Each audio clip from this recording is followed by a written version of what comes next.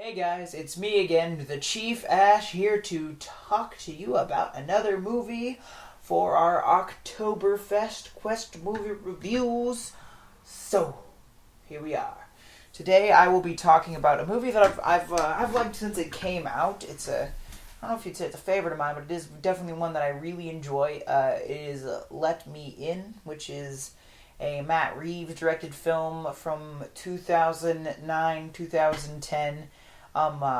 It's an American remake of the, I believe, Finnish movie Let the Right One In, which came out only depending on 2009, 2010. The remake or the original came out in 2008. So they're super close together. It was a very quick American port.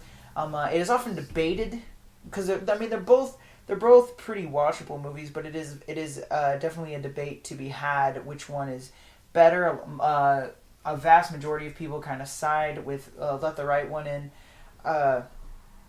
Being someone that owns both, I prefer Let Me In. It might be because, I speak English, it's in English, it makes it a little easier to watch, but also I dig the cinematography a little more in Let Me In, and I find the acting, American acting to me is a little more into it and in the moment than a lot of European acting. And Let the Right One In, it's kind of got a stylized cinematography, which it's good. It's an amazing movie. They're both awesome and both need to be watched to get the full story, I guess. But the cinematography is stylized, and I'm not really big into it. It's very saturate colors and things like that, and also the acting, like the kid. I don't feel like the child actors are as strong in Let the Right One In as they are in Let Me In. But regardless, they're two films that fight for the same purpose.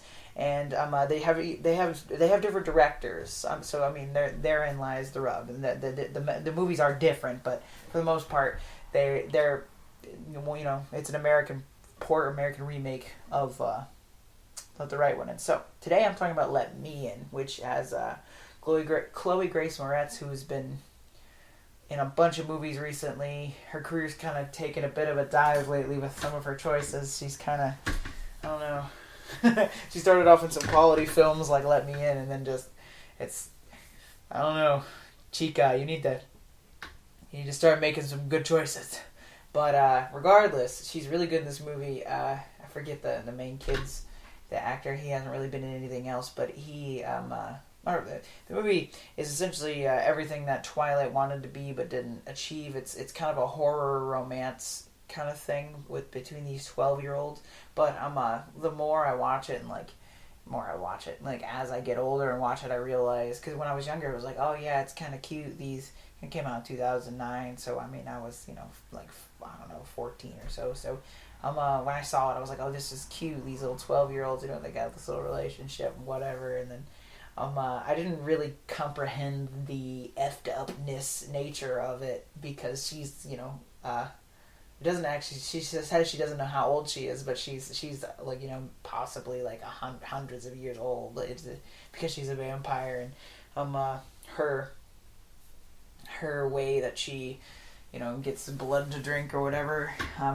Essentially she kind of loves slaves people in a way, if you think about it. Like, yeah, and I don't know if that's much of a spoiler, but it's more like a watch it and just assess it for yourself, because it comes off as a horror romance. Your first time watching it, it's cute, and it still has some creepy parts to it, and it has a really good story, and it's a rather, there's a lot of blood. It's not really gory, but there's blood all over the place in the movie, because it's about vampires, but it is, well, I say that, but Twilight didn't have that much blood, so there's a lot of blood in this movie because it's an actual vampire movie, and it's actually a conception of vampires that is accepted by regular people. So that's good. So, yeah, it's good in that aspect. It has some really good shots, some really creepy shots. There's a really cool shot where the main kid is being held underwater, and this guy's trying to drown him, and you see all this like glass burst, and then things transpire, and it unfolds in a really cool way, and it's a very auditory, horrific thing, and it's pretty cool. And the best part is it's horror for essentially like the bad guy's sake in this movie. It's not one of these movies that are out to try to scare you. It's essentially like good people can be put into scary situations that essentially benefit them. It's a different look at horror, I guess, compared to slasher flicks and ghost hauntings and blah blah blah blah blah. It's a little bit different. It takes a classic monster and in a way humanizes them. But like I said, as I age and look at the movie, I still think it's a really good and well executed movie. But I feel like there's a lot darker tones that underlie this cute little relationship that you see on the screen. So it's definitely something that you should think about when you watch it, especially if you've seen it before. Watch it again with that in mind, because I know I have to have watched this movie 6 or 7 times before I realized like how messed up the situation is. Because it's there in the plot, it really is, but it's one of those things where it's almost it's in the main plot, but it's so like subtle that it's almost like a subplot, and they just kind of, I don't want to say glaze over it because they hit it really hard in the head. Like, it's very obvious, but it's one of those things. It's done, the romance-esque part of it, even though they're 12, but like the little puppy love-esque part of it is done so well. And Let Me In and Let the Right One, and I'm not making this exclusive.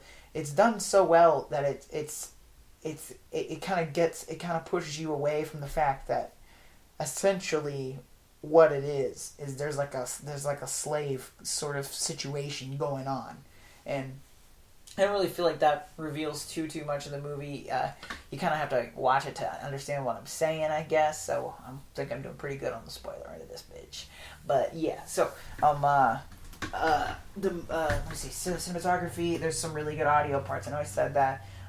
It's set in a time period. It's definitely timed piece, late 80s piece, judging by the playing the Pac-Man. But yeah, let's see.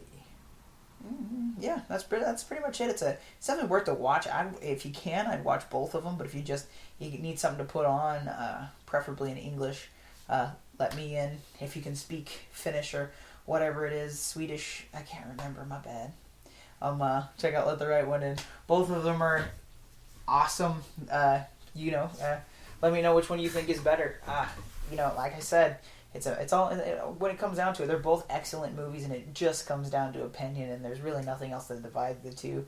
You got 2 different directors and 2 different looks at the movie, but they're both excellent films. Both need to be checked out. They are both enjoyable and good. So there is that. This has been the Chief Asch on Let Me In, with a little bit of whatever on Let the Right One In. So come back, tune in tomorrow, and keep watching.